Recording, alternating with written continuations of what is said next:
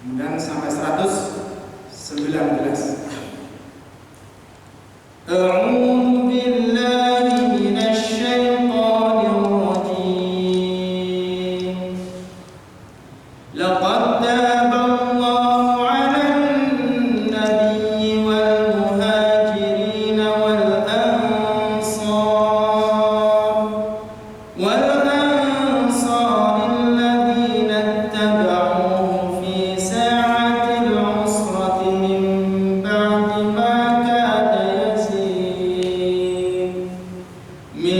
ba'di ma kada yazigu qulubu fariqin minhum thumma taba 'alaihim innahu bihim ra'ufur rahim. Wa 'ala thalathati alladhina khulifu hatta idza daqat 'alaihim al-ardu bima rahubat wa daqat 'alaihim anfusuhum wa dhannu an la malja'a min Allahi illa ilayhi thumma taba 'alaihim liyatubu inna Allaha huwat tawwabur rahim. Ya ayyuhalladzina amanu ittaqullaha wa kunu ma'as shadiqin.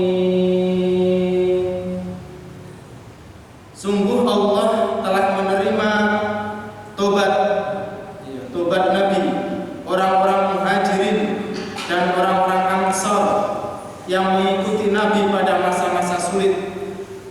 Setelah hati segolongan dari mereka hampir berpaling, kemudian Allah menerima taubat mereka. Sesungguhnya Allah Maha Pengasih, Maha Penyayang kepada mereka. Dan terhadap 3 orang yang ditinggalkan hingga ketika bumi terasa sempit bagi mereka, padahal bumi itu luas dan jiwa mereka pun telah pula terasa sempit bagi mereka, serta mereka telah mengetahui bahwa tidak ada tempat lari dari siksaan Allah melainkan kepadanya saja. Kemudian Allah menerima taubat mereka agar mereka tetap dalam taubatnya. Sesungguhnya Allah Maha Penerima Taubat, Maha Penyayang. Wahai orang-orang yang beriman, bertakwalah kepada Allah dan bersamalah kamu dengan orang-orang yang benar. Fafidin hadana Allah wa iyyakum. Maka kalau kita melihat tafsir dari ayat ini, baik di tafsir Katsir atau Bari, maka kita akan menemukan sesuatu yang menggetarkan hati kita,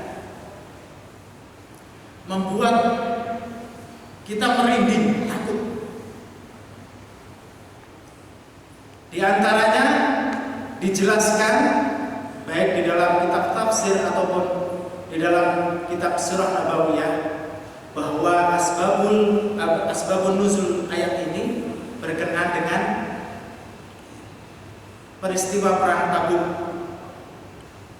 perang di masa sulit, perang di masa yang sangat panas, masa paceklik, dan harus menghadapi musuh yang luar biasa besarnya. Karena saat itu terkena 2 imperium, ya, 2 kekuasaan besar, Persia dan Romawi. Negara adidaya, negara adikuasa, yang kekuasaannya besar sekali. Nah, perang Tabuk ini di mana kaum muslimin akan menghadapi ya, tentara atau kekuasaan Romawi. Negara yang sangat besar sekali, memiliki tentara, kekuatan yang luar biasa.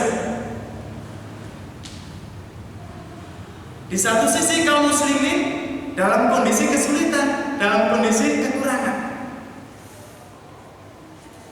Bahkan sudah mengalami kegelisahan yang luar biasa.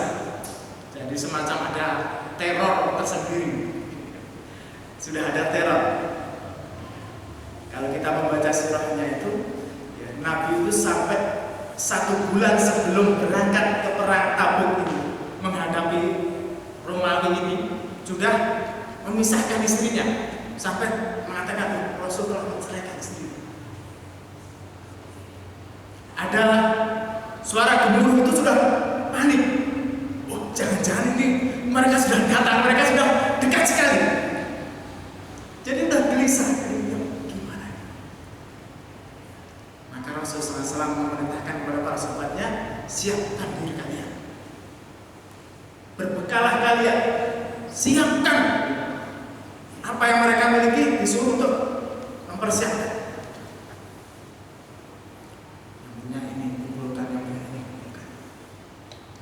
Ini para sahabat di masa-masa sulit, dituntut ataupun mereka disuruh membuktikan keimanan mereka. Mau nggak berjuang bersama Nabi Sallallahu Alaihi Wasallam walaupun dengan kondisi keterbatasan.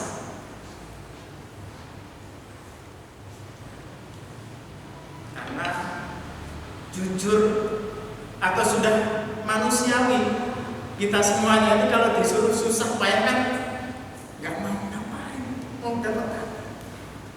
Ini kayak kita setor mati kalau melawan tentara Romawi itu. Kayak mau setor nyawa itu, udah datang ya, dihancurkan sama mereka. Menyiapkan harta-harta mereka, menyiapkan kendaraan mereka, senjata mereka, pokoknya disuruh. Bahkan yang nggak punya kendaraan silakan dipinjami saudara yang lain. Yang nggak punya senjata silakan dipinjami. Yang nggak punya ini silakan. Benar-benar kondisi yang sangat sulit. Kemudian berangkatlah Nabi Sallallahu Alaihi Wasallam bersama para sahabat. Tentu karena pertolongan Allah Subhanahu wa taala senantiasa bersama mereka. Dan termasuk bahwa yang dikabarkan ketika Rasulullah SAW menggali lahat atau Uhud, kena batu, runtuhlah kekuasaan Basir, runtuhlah kekuasaan dan akan dibuktikan. Maka para sahabat berperang bersama Nabi SAW. Dan ada satu kisah di dalam peperangan ini atau selain peperangan ini. Pada intinya bahwa Nabi SAW mendapatkan kemenangan dalam perang Tabuk ini.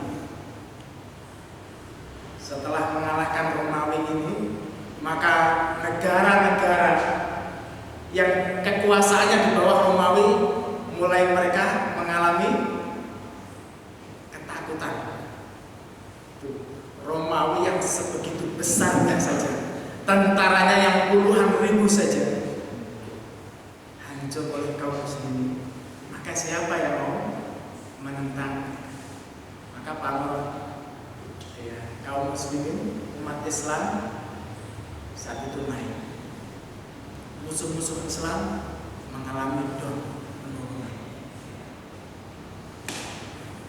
Ternyata ada kisah yang sangat unik, bahwa di dalam kondisi perang yang sangat sulit ini ada 3 sahabat yang tertinggal perang. Maka kata Allah SWT, wa 'alal thalathatil ladzina khulifu, dan ada 3 orang, 3 orang wa 'alal thalatsah yang mereka tertinggal sahabat Ka'ab bin Malik. Padahal sahabat ini adalah sahabat yang selalu absen, selalu ikut, mau perang apapun dia ikut sama Rasul, nggak mau ketinggalan. Tapi qadarullah, dalam perang Tabuk ini dia tertinggal. Dalam perang Tabuk ini dia tertinggal. Jadi di antaranya Ka'ab bin Malik, Murarah bin Rabi', kemudian Hilal bin Umayyah. 3 sahabat ini yang tertinggal. Padahal sungguh Anas atau Ka'ab bin Malik telah berujar, tidak ada sesuatu yang menghalangiku untuk bisa ikut bersama Rasulullah SAW saat itu. Karena aku adalah orang yang kaya. Jadi Ka'ab bin Malik ini adalah juga orang yang kaya, memiliki kebun kurma yang sangat luas. Harta tunjangan perang pun sudah aku siapkan. Perbekalan untuk perang semuanya sudah aku siapkan.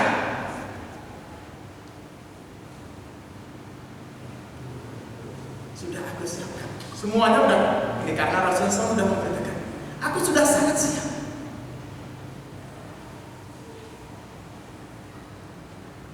Namun entah apa yang ada pada diriku sehingga saat itu aku biasa-biasa saja. Ini, jadi orang kadang-kadang kalau sudah keadaan nyaman itu kan, oh gampang, oh nanti bisa, gampang, nanti juga bisa. Maka Ka'ab bin Malik pun ya, sambil santai dia melihat kebun kurma yang bentar lagi mau panen. Ini adalah berkah banyak sekali. Dikabarkan pasukan kaum muslimin sudah berangkat. Oh iya, silakan berangkat dulu. Sudah sampai sini. Oh iya, nanti akan saya susul. Nanti saya akan susul. Sudah sampai sini lagi. Kayaknya udah terlalu jauh. Kalau saya menyusul, sulit saya. Awalnya dia santai-santai saja. Maka akhirnya dia mulai tertinggal. Dan pada akhirnya dia tidak ikut perang dalam perang Tabuk. Mendengar kaum muslimin telah mendapatkan kemenangan dan akan kembali ke Madinah, ini mulai gelisah.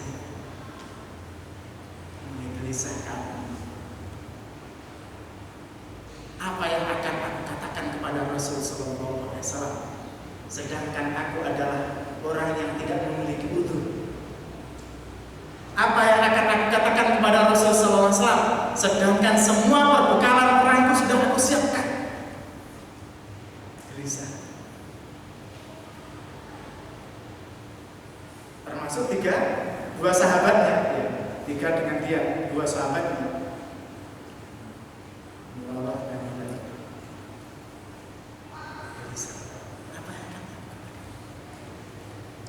Di sisi yang lain, orang-orang munafik, ada sekitar 80 orang munafik itu sudah menyiapkan hujah mereka di hadapan Rasulullah SAW. 80 orang munafik yang tidak ikut dalam perang Tabuk tersebut sudah mempersiapkan hujah mereka, alasan mereka. Nah, siap-siap. Nanti kalau Rasul tanyakan, tidak saja begini. Kalau Rasul tanyakan, tidak saja. Itu orang-orang munafik.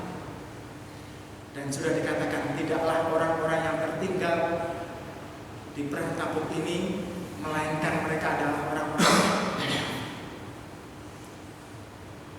yang 80 sampai yang 3 orang ini gelisah, jangan-jangan aku juga dalam bagian orang munafik.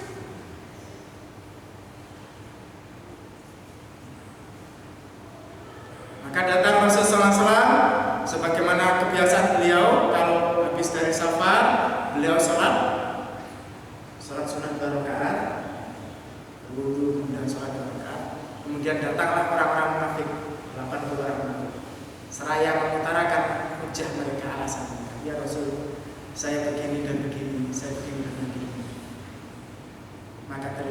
udur saya.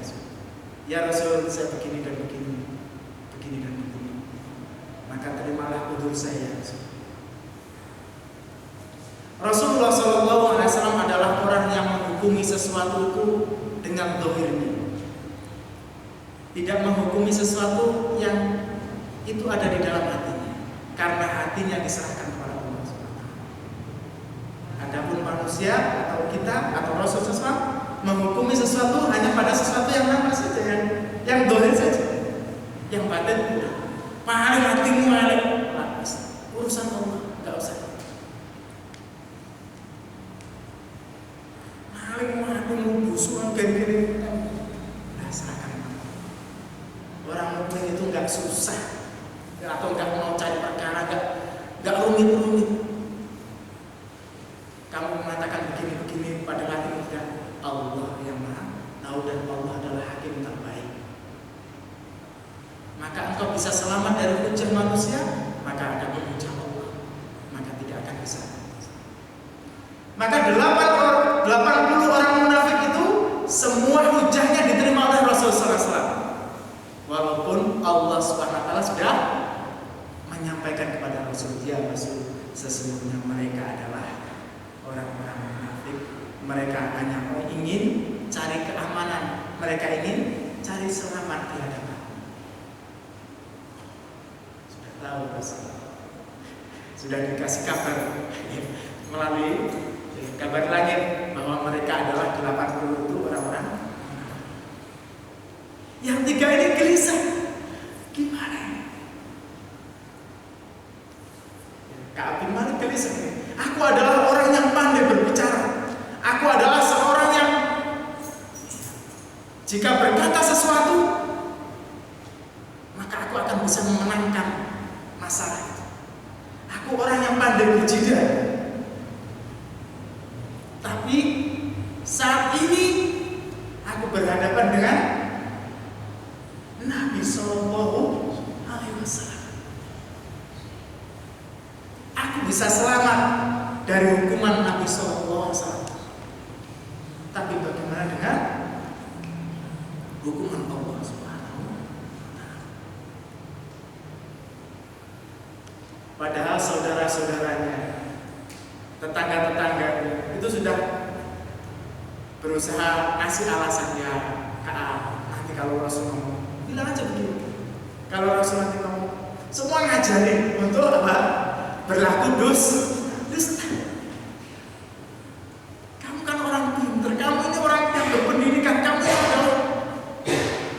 Fasihul kalam fil Arab, orang yang lisannya itu fasih di negeri ini, tak usah bingung. Tapi keimanannya tidak seperti itu. Keimanannya harus mengatakan, aku berhadapan dengan Nabi Sallallahu Alaihi Wasallam. Aku bisa selamat, tapi tidak dengan Allah.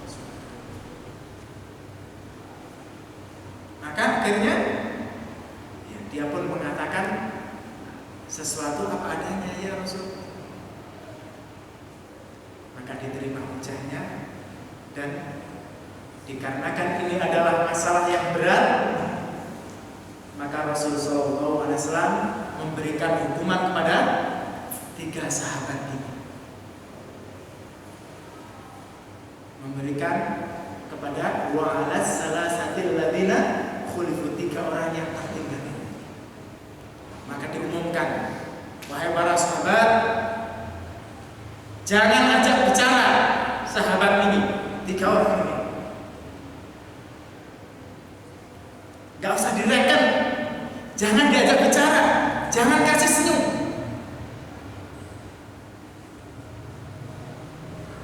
Cuekin. Dihukum oleh Rasul Sallallahu Alaihi Wasallam bahwa 3 orang ini tidak boleh diajak bicara. Tidak boleh diajak bicara. Maka mulailah hukuman itu terasa pada dirimu. Hatta idza dhaqat alaihimul ardu Sampai bumi yang begitu luasnya ini terasa sempit bagi mereka. Hidup diasingkan oleh orang-orang yang solih, orang-orang yang baik, orang-orang yang takwa. Diasingkan, disendirikan.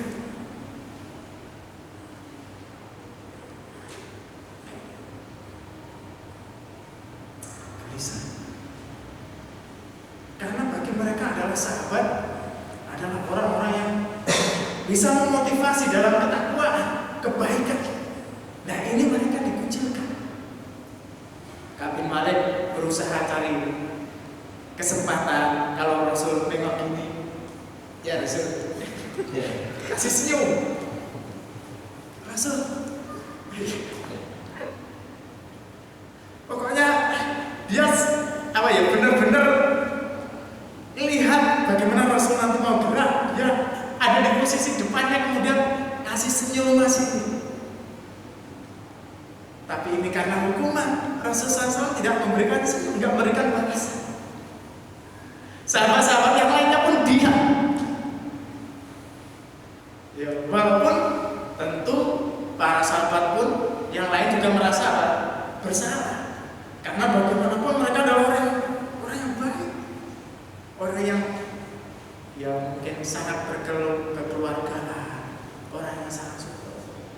Kok tiba-tiba dalam waktu sekejap sudah begitu sekali. Satu sahabat dia rasa begitu, aku koncoplek kalau Ka'ab bin Malik, tapi Rasul nggak boleh ngomong. Ya,